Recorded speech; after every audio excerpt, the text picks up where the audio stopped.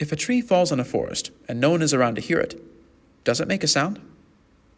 Renee Maria Falconetti's performance as the titular character of Theodore Dreyer's The Passion of Joan of Arc was immediately recognized by film critics as a seminal moment in film history, one that would be regarded with much reverence by actors and filmmakers alike. They were right in believing in the legacy-building power of that performance. Film theorist Pauline Kael wrote that it may be the finest performance ever recorded on film, and film critic Roger Ebert said that you cannot know the history of silent film unless you know the face of Renee Maria Falconetti. It is nearly universally agreed that Falconetti's performance as Joan of Arc was true, impassioned, and moving. Now, let me rephrase my initial question. If an actor gives a performance that no one sees, does it still have the power to move? The Passion of Joan of Arc, released in 1928 and directed by Theodore Dreyer, is known for its prolific use of the close-up.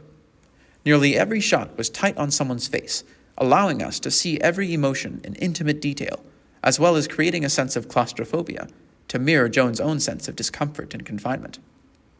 Dreyer's love for the close-up upset the producers of the film greatly, as the production designers had built the most expensive set to date, and barely any of it was shown on screen. One might wonder what the film would have looked like had Dreyer shunned the close-up and went to the other extreme instead. Imagine that the camera had presented Joan as a mere speck against the backdrop of a medieval courtroom. Imagine that the camera had created such distance between us and her that she appeared more as a shape than a person.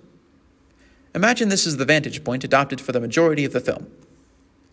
Perhaps that would have been powerful in its own way, as an image expressing the futility of Joan's circumstances. But the power would stem from the image, not the performance.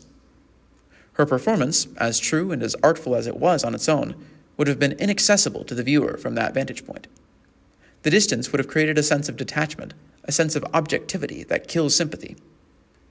If this had been the film Dreyer had made, Falconetti's performance would have gone unnoticed, her talent as an actor unrealized. Her name would be remembered only by a few, as a footnote to a film no one would have watched. Fortunately, that is not the film Dreyer made. Instead, he made sure to capture every shed tear, every bead of sweat, every spray of spit. He compelled the audience to pay attention to Joan's trembling lips and her flaring nostrils. He forced the audience to look Joan in the eyes as she was burned at the stake. In utilizing the close-up, Dreyer made the most out of Falconetti's performance and allowed the world to recognize her genius. In utilizing the close-up, he allowed the audience to be moved by the actor. So if a tree falls in the forest and no one is around to hear it, just get closer.